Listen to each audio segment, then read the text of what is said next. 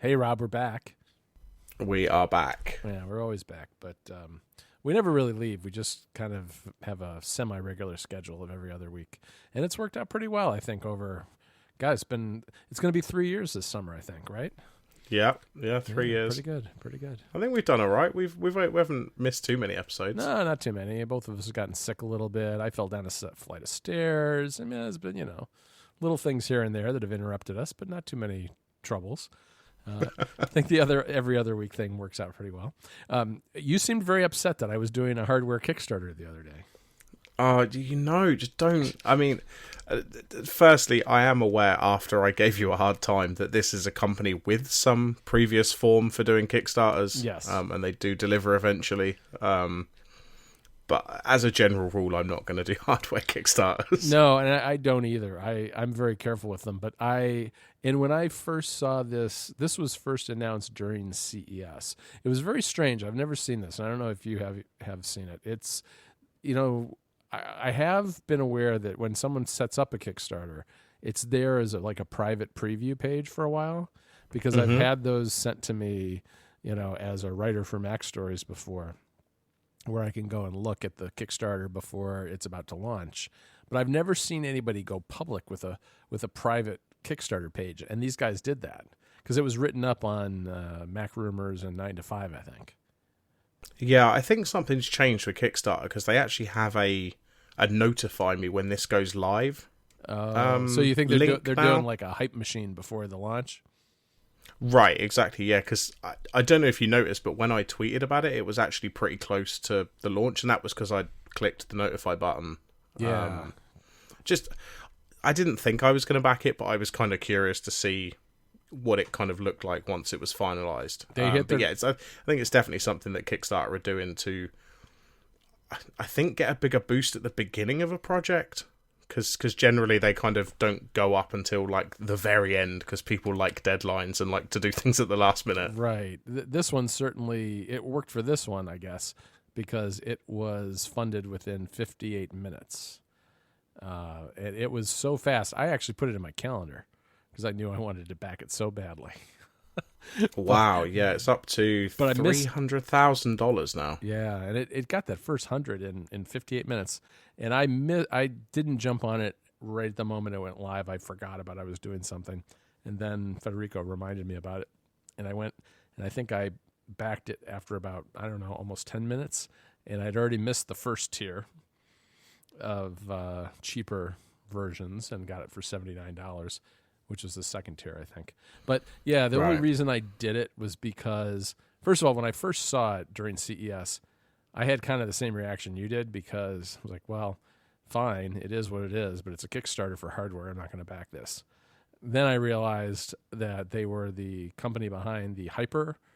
I think it's just called the Hyper or the Hyper Drive, whatever. It's a dongle that you plug into the side of your MacBook, and there's just a couple of versions of it, but at least one of them actually plugs into two of your USB-C ports, so that one of them passes power, I think, and the other one is, I think one of them's powering it, and the other one is a pass-through. And then it has a whole bunch on the other side, a whole bunch of different things like an SD card reader and an HDMI and a bunch of different inputs and regular USB-A. And I knew about it just from I'd actually seen one because I'd seen Stephen Hackett's when he was in Chicago for release notes and talked to him about it a little bit. So, and I knew he was happy with it, and he's pretty, I think he's pretty discriminating in what hardware he likes. So I was fairly comfortable in backing it. And since they had some kind of track record, and I had actually seen one of their prior products. So I went for it, and I went for it primarily because it's, what it does is, it's a key charger that can be, or not key charger. Is it key charger or is it Qi charger? It's Qi. Qi, right. So I think that's how it's pronounced. I think you're right. It's a Qi charger that you can do either where you lay your phone flat on it or you tilt it up, and it's like a little stand, which would be nice when I'm sitting at my desk. And it has HDMI, USB-A, USB-C pass-through, SD card reader, and Ethernet. And so right now, as we record, I have plugged in USB-C for power, for Ethernet, for my display, which is USB-C to I always call it DVI when it's DisplayPort. So it's DisplayPort and and the dongle for USB-A for the preamp for my microphone. So I can basically put all of those things into this one box. Yeah, I mean it's definitely a nice product. And as I say, I gave you a hard time about it, but like it clearly solves a problem. Right. And with the Qi charger on top of it, like I think, as you say, somebody like you who is working from home and you have, your desk set up where you're sat there all day, like having the charger on top of all of that other stuff is actually probably quite useful. Yeah, I'm looking forward to it. I especially like the idea of it being propped up because I've been using a bunch of different charging things lately. I've got an Elevation Labs dock here that I wrote about on Mac Stories not too long ago. It's really nice, but it's lightning. And then I've got a Belkin Qi charger, and that's nice too. But I don't know. I think I'm sold on the Qi charging because I do tend, as I work during the day, pick up my phone a lot to do various things with it, even though I'm working on the Mac. And so this, I can just kind of pick it up and put it down, pick it up and put it down. And it's not that whole, yank out the lightning dongle and back and forth. So I've been pleasantly surprised by it, although you do have to be a little careful about, what angle you place things on these pads. Yeah, I'm pretty sold on the Qi charging. I mean, I only have one, and it's just on my bedside cabinet. Mm-hmm. I have the kind of the relatively cheap Anker one. Oh, yeah. It's not the one with the blue lights all around it. It just has one light that you can turn off. I think it's just the older model that they did. Okay. But it does the job. Like the rubber top on it seems to keep my phone in place. I've only had one night where it's obviously vibrated and fallen off. But that's the only time I really charge my phone is at night, and I'm pretty happy with it. But the battery lasts so long, I generally don't need it during the day. So I'm not going to buy something like this.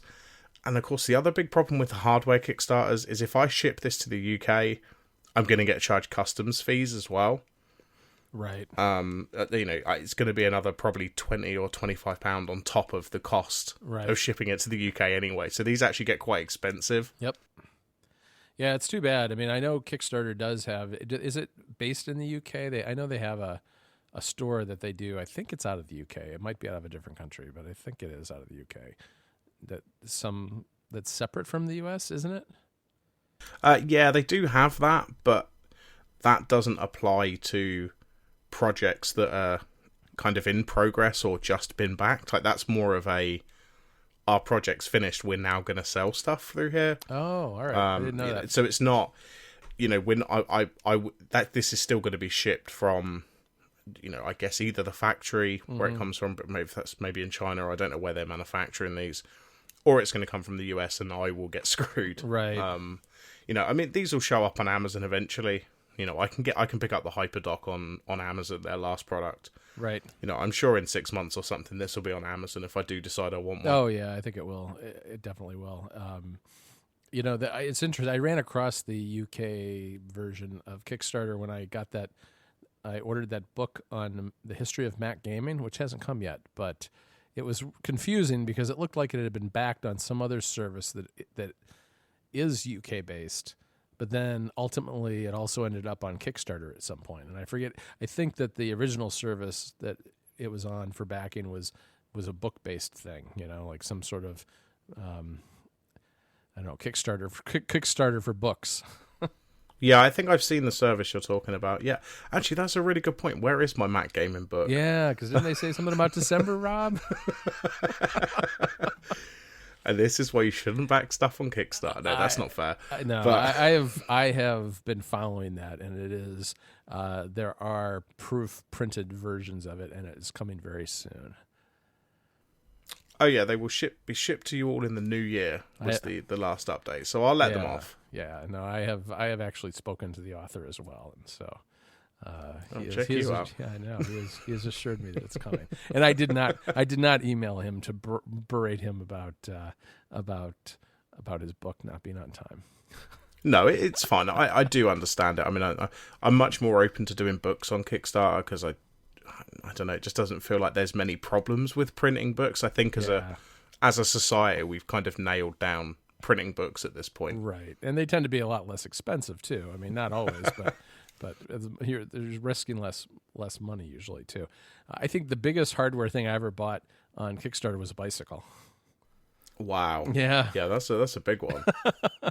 It came and it works and I like it. So. Well, I mean, there you go. You can't argue with that. Yeah, no, it was good. It was good. So the other thing I wanted to talk to you about today was Nintendo, of course, because I don't know. I'm still very excited about the Switch, and they just finished doing they did what they call a Direct Mini. What was it, last Thursday, maybe? Yeah. And personally, not super excited by it. I think Mario Tennis looks fun. I think Donkey Kong is a good addition overall. Not one of my favorite games, but should be good. I like that they're expanding existing games, like Mario Odyssey is getting a new mode, which is this hide the balloon mode, where you go and hide balloons, and then other people. I mean, as I understand it, it's online, so you could hide a balloon, and then I or anybody else in the world playing Mario Odyssey could go try to find the balloon you had. I mean it looks fun. I mean, you kind of mentioned Donkey Kong, which is a Wii U port that they're bringing over to the Switch, and I see the complaint. I see people complaining online. All they're doing is porting games from the Wii U. But the Wii U only sold 13 million. Yeah, that's what I was going to say. Consoles. They have to, and they should, because there are some good games, and nobody bought a Wii U. Right, exactly. Like there are a few games on the Wii U that I want to play. That haven't been announced or haven't been ported yet. The Zelda HD remakes are some obvious ones. Right. There's a game called Toad Treasure Tracker, I think, which looks kind of interesting. But again, I'm not going to go out and buy a Wii U just to play these games. So to be honest, I hope they just keep doing this for quite a while. Yeah, I do too. They ought to just get all the top games and get those all out on the Switch too. I think that's a good idea. Mario vs. Rabbids is getting, Donkey Kong is coming in as a character. I think that's coming much later in the year. And then the big thing at the end was Dark Souls, right? Oh yeah. Which I've not ever been a Dark Souls player, so I know it's a big deal, but I've not really ever played it. So but I think I'll try it on the Switch. Yeah, I'm not going to try it because it's one of these games that's like deliberately like very, very difficult. Right. And that's not necessarily what I get enjoyment from, but I think what it does do is kind of puts a stake in the ground and says, no, this is a proper console. It's not just first-party titles. We've got, third-party games that are actually games people want and not just Dance 2018 or whatever. And it's arguably like a gamer's game system too, right? Because that's a lot harder than some of the first-party Mario-type games that you would find on like the Wii U. Yeah, exactly. I think it's a good start for the first announcement of the year. And Payday is coming. A lot more edgier games coming to the Switch than you would normally think of a Nintendo console having, right? Because I think GBA is coming too, isn't it? Not GBA. What am I saying? GBA. I was thinking Game Boy Advance. You're going to edit that out. You heard it here first. Game Boy Advance is coming to the Switch. I was thinking of Grand Theft Auto, and the GTA letters popped in my head and came out GBA. Anyway, I don't know if they've announced. No, I don't think they have announced that. Oh, all right. It's certainly possible. Hotline Miami, I think, is coming, right? Yeah, I think that's coming. I mean, it's turning out to be a pretty good. I think what they really need is for the Switch to be a console that could be your only console, and you've got enough choice of games, which I don't think has been the case for quite a few years with the Wii or even the Wii U. Right. Yeah, no, it's true. And then today, I guess we're about an hour out from some announcement, which is Nintendo's been kind of trolling the internet the last week. They started posting all these cryptic pictures leading up to the Direct Mini at the end of last week. And what's funny to me is just the Kremlinology that goes into trying to figure out what it was. And today's announcement, Reddit seems to be convinced that it's Animal Crossing because one of the game designers of Animal Crossing retweeted the announcement tweet from Nintendo. Yeah, I mean it's a fairly tenuous conclusion to draw, but yeah. There's not really a lot of other evidence there. I mean, there's something, seems to be something's been lost in translation between the original Japanese announcement and like the UK announcement and then the German one. Oh, really? Yeah, so the Japanese one seems to suggest it's like for all ages, and then the UK account are saying it's for kids and kids at heart. Yeah, that's and the then one. The that's German one kind of says for all ages as well. So it's a bit strange. I'm not really sure what's going on. Yeah, it was the UK version that I saw, and was thinking, it'll be some family type game that's not that interesting, maybe. But who knows? Who knows? I guess we'll find out in an hour or so. I'll be glued. Yeah, glued to my computer. Well, by the time this episode's out, everyone will know. So you, the listener, would already know if we're right or not. Yeah, we're probably wrong. So here you can give us a hard time about it. Just speculating about what's going to happen in an hour from now. That's probably the worst possible thing you could do on a podcast, don't you think? Well, yeah, maybe. Let's. So moving right along. Yeah, I mean, talking of the Switch, I actually used it outside of the house for the first time last week. Oh, yeah, because you went on a little trip, a short mini vacation, right? That wasn't when I used it. Oh, but, okay. No, I then had to go to London, just the weekend just gone, to get fitted for a kilt.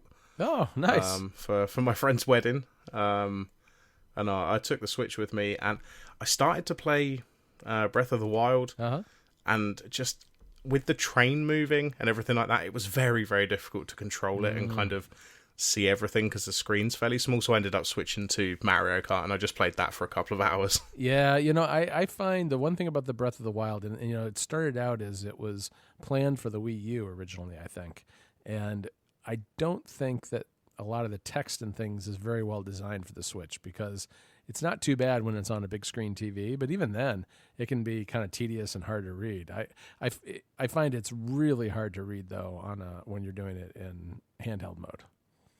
Yeah, definitely. I mean, like as I say, I played for maybe 5 minutes and just thought, no, I'm going to stick to Mario Kart. Yeah. Which was still fun. I actually played the battle mode for the first time, which I'd completely forgotten was even there.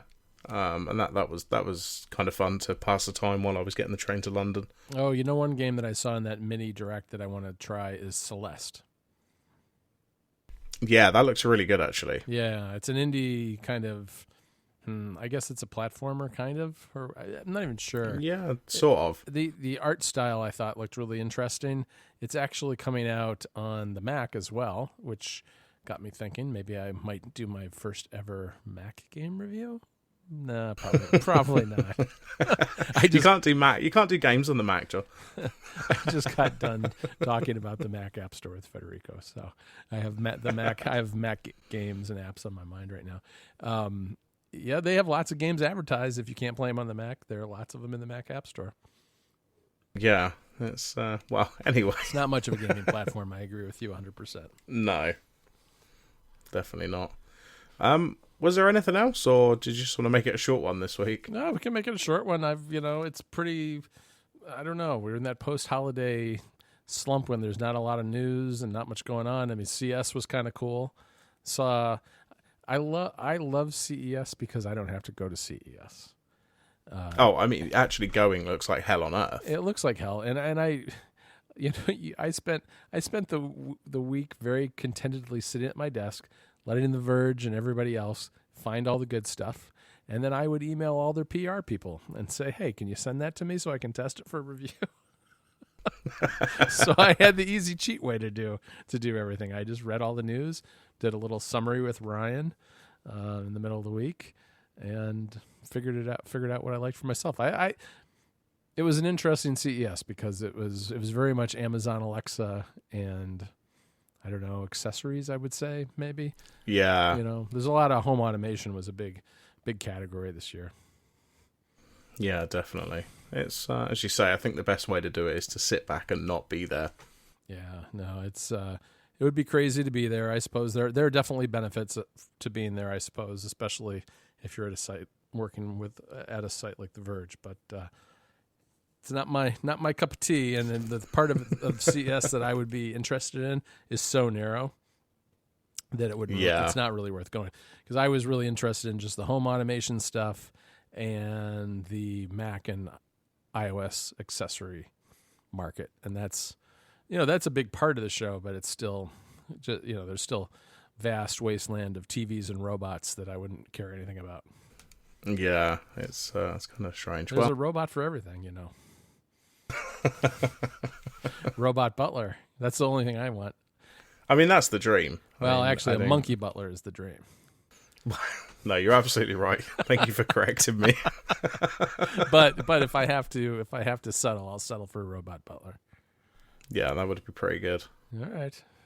Cool. Well, good to talk to you this week. Yeah, and you. Speak to you again soon. Okay.